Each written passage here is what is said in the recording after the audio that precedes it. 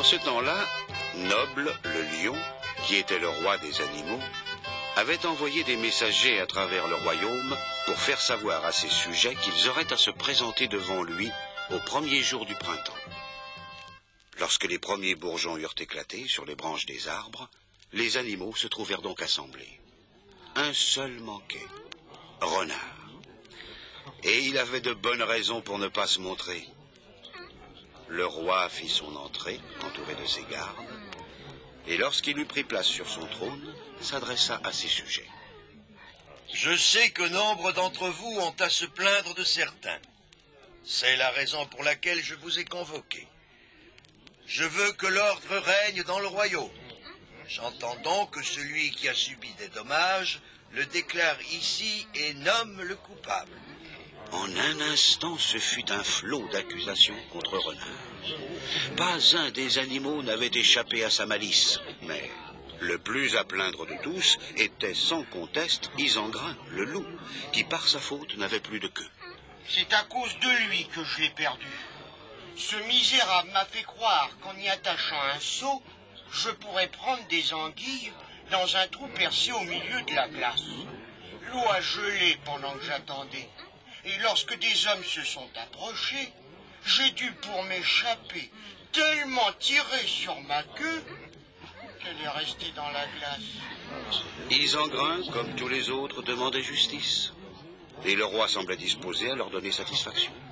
Lorsque Grimbert, le blaireau, qui était le neveu de Renard, s'avança à son tour. Celui qui n'entend qu'une cloche n'entend qu'un son. Il ne serait pas juste de condamner Renard sans qu'il s'explique. Je peux vous assurer que depuis quelque temps, mon oncle a bien changé. Il ne mange plus de viande pour expier ses fautes. Oui, mes amis, il ne mange plus de viande. Et le jeûne l'a tellement transformé qu'on a peine à le reconnaître. C'étaient des arguments capables d'ébranler les assistants. Et Noble semblait prêt à excuser Renard, lorsque des gémissements et des cris se firent entendre. C'était un bien triste cortège qui venait de déboucher dans la clairière.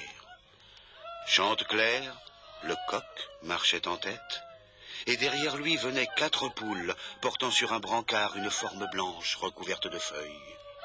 Que signifie cela? Sire, nous venons réclamer justice. Un traître est venu semer la terreur dans notre basse-cour. Il nous a parlé de paix, et lorsque nous sommes sortis, pour mieux fraterniser, il s'est jeté sur nous. Il a avalé 5 poussins et étranglé la pauvre la reine des pondeuses. C'est elle qui gît morte sur ce brancard. Et qui est l'auteur de ce crime infâme? Renard. Renard. As-tu entendu, Grimbert, comment ton oncle observe le jeûne? Brun! Où est Brun, mon messager? Brun, l'ours, sortit des rangs et s'avança en se dandinant. Me voilà, sire. Tu vas te rendre chez Renard et lui faire savoir que je le somme de comparaître devant nous. L'ours se mit en route sans attendre, et à l'approche de la nuit, arriva devant le château de Maupertuis, où Renard avait l'habitude de se retirer lorsqu'il n'avait pas la conscience tranquille. La porte était fermée. Hola, Renard! C'est moi, Brun, le messager du roi. Ce ne fut qu'après s'être assuré que Brun était seul que Renard se décida à ouvrir la porte. Mon brave Brun, excuse-moi de t'avoir fait attendre. Je jeûne depuis des semaines et cela m'empêche de marcher aussi vite qu'avant. Mais comment vas-tu? C'est gentil d'être venu me voir. C'est le roi qui m'envoie, Renard. J'ai ordre de t'amener devant lui. Je sais que l'on m'accuse de toutes sortes de méfaits. Et j'avais justement l'intention de me rendre auprès de lui pour me défendre. Nous ferons la route ensemble. Mais si tu le veux bien, nous ne partirons que demain. Aujourd'hui, je me sens très faible et je souffre terriblement de l'estomac. Tu as sans doute mangé quelque chose qui t'a rendu malade. Que veux-tu, à cause de mon jeûne, j'ai dû me contenter de miel. Du miel? Oui, et je ne connais rien d'aussi détestable. Tu te moques de moi, renard. Le miel est la nourriture que je préfère. Tu tombes bien alors. Il y a près d'ici un fermier qui possède les plus belles ruches de la région. Tu pourrais m'y conduire? Tout de suite, si tu veux. Tu es bien gentil, renard. Je te revaudrai ça. Et les deux compères se mirent en route.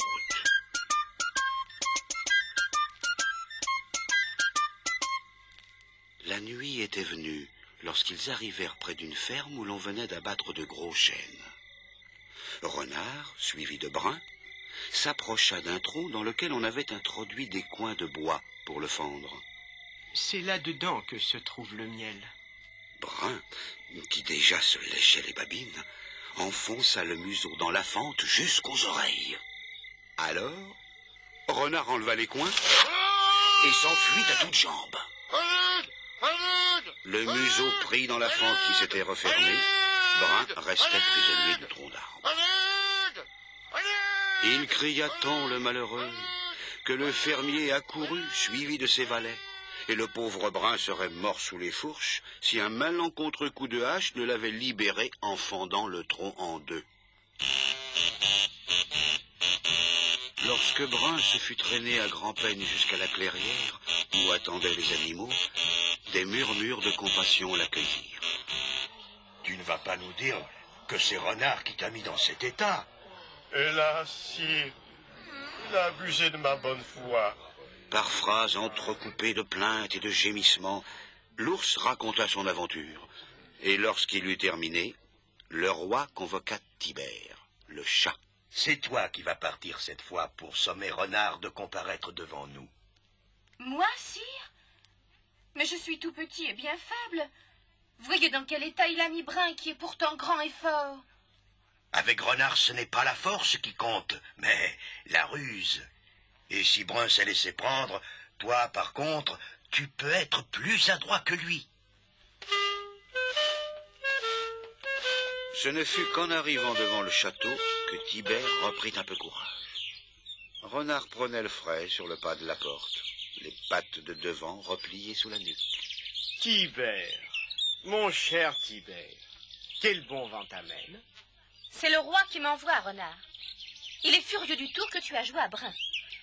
Et tu dois m'accompagner pour comparaître devant son tribunal. Eh bien, nous allons y aller. Mais tu ne vas pas repartir sans te reposer des fatigues du voyage. C'est que je préférerais... Au diable ce que tu préfères. Ce soir, tu es mon invité. Nous dînerons ensemble, et demain, au lever du soleil, nous nous mettrons en route.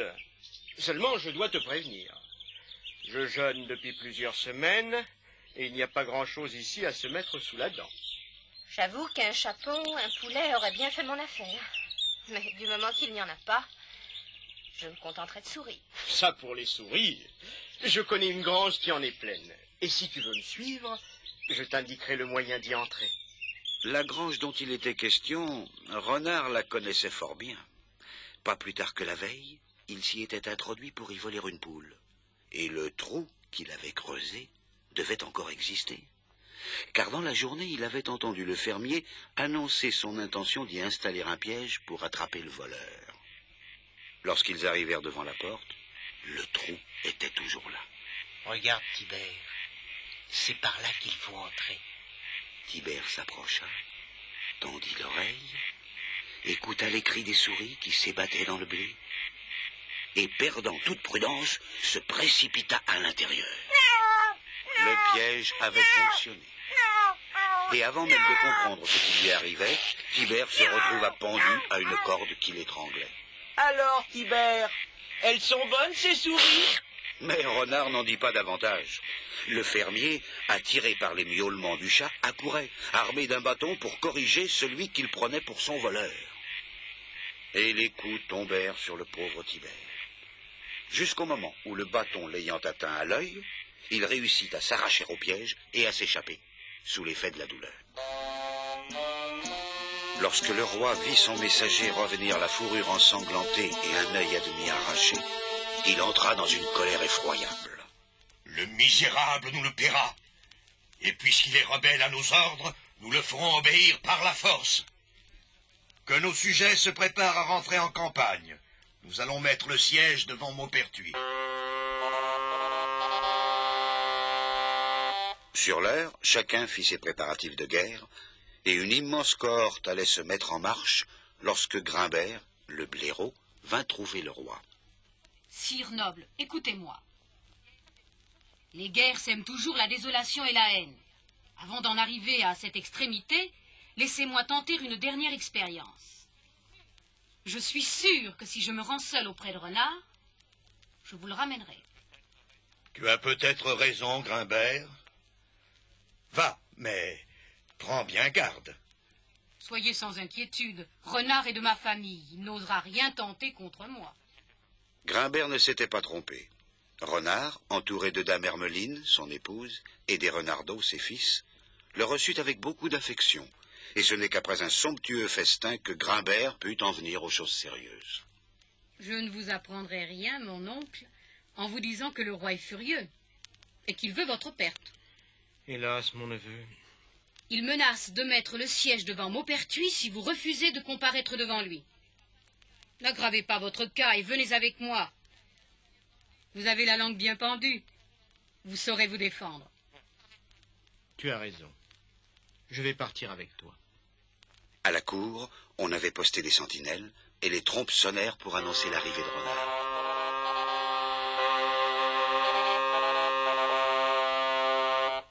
En moins de temps qu'il n'en faut pour le dire, les assistants s'assemblèrent dans la clairière.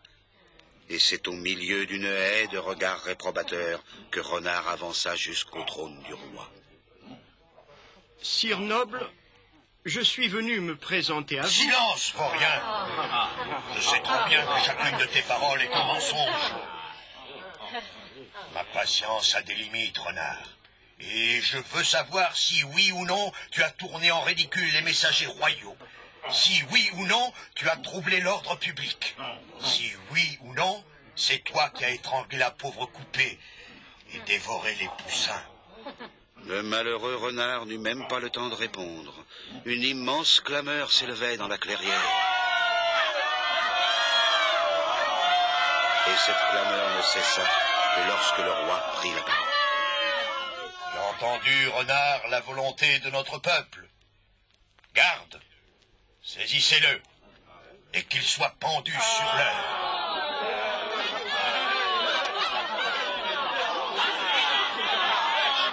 La joie de la foule était à son comble lorsqu'Isengrin le loup s'approcha de lui. Sire, c'est par la faute de Renard que j'ai perdu ma queue. Tibère, encore par sa faute, a presque perdu un œil. Quant à Brun, il s'est fait rosser. C'est en notre nom, à tous trois, que je vous demande de nous désigner pour le pendre. Le roi, n'y voyant aucune objection, Tibère, Brun et Isengrin s'emparèrent de Renard, que les gardes maintenaient, et le poussèrent en direction de la potence.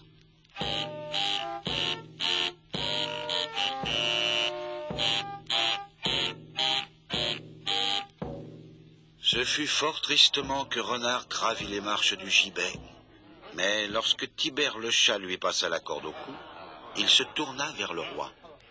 Sire, permettez-moi de vous demander pardon, ainsi qu'à tous vos sujets. Je vais expier mes fautes, mais avant, je vous adresse une dernière prière. Ne l'écoutez pas, sire. Il va encore mentir. La tradition veut pourtant que l'on écoute les dernières volontés d'un condamné. Tu as raison, Courtois, et nous l'écouterons. Parle, Renard. Je serai bref. Avant de partir pour un pays où ni l'or ni l'argent n'ont cours, je voudrais vous dire où est caché le trésor que mon oncle m'a légué. Un trésor? Oui, sire. Lâchez-le, vous autres, et laissez-le descendre. Du moment qu'il s'agissait d'un trésor, le roi n'avait aucune envie de voir Renard en révéler publiquement la cachette. Il le fit venir à lui, et l'ayant entraîné à l'écart, lui commanda de parler. Voilà, sire. Mon oncle, le frère de mon père, avait acquis une fortune considérable. La richesse lui avait tourné la tête, et il avait décidé de vous détrôner. Il voulait prendre ma place? Non, sire. Il voulait s'emparer de votre couronne et la donner à l'un de ses complices. Parce que ce bandit avait des complices. Oui, sire. Avec mon oncle, ils étaient 4. Et quels étaient les 3 autres? C'est que... ils sont de votre entourage. Nomme-les-moi, je te l'ordonne. Il y avait Tibère, le chat, Brun et Isengrin, le loup. Les traîtres.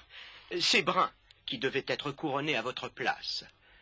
Seulement par hasard, j'ai découvert le trésor. Je m'en suis emparé pour vous sauver la vie. Et lorsque mon oncle s'est aperçu que l'argent avait disparu, il en est mort de saisissement. Sans chef et sans argent, le complot n'était plus possible. Malheureusement, les 3 compères me soupçonnent d'avoir déjoué leur plan. Et leur machination me conduit au gibet. Renard, mon ami, tu n'as plus rien à craindre. Je te prends sous ma protection. Mais dis-moi, ce trésor... Il est caché non loin d'ici, sire. Demain, si vous le voulez, je vous y conduirai. Tout heureux de cette perspective, le roi revint vers l'assistance, accompagné de Renard. Écoutez-moi tous. Renard vient de nous révéler un complot qui mettait notre trône en péril et nous lui faisons grâce. Silence, ce qui est passé est passé. Nous ne voulons plus entendre une seule plainte contre lui. Et celui qui fera du tort à Renard aura affaire à nous. Tibère, Brun et Isengrin furent jetés en prison. Mais le lendemain matin, le roi attendit en vain Renard qui devait le conduire à la cachette. Il avait pris le large à la faveur de la nuit et se trouvait déjà loin. Il faut dire que le trésor n'existait que dans son imagination. Depuis ce jour, Renard se tient à l'écart, au fond des forêts sombres. Et ce n'est qu'à la nuit tombée qu'il sort de sa tanière, tant il a peur de rencontrer le lion, l'ours ou le loup, qui ne sont pas prêts de lui pardonner.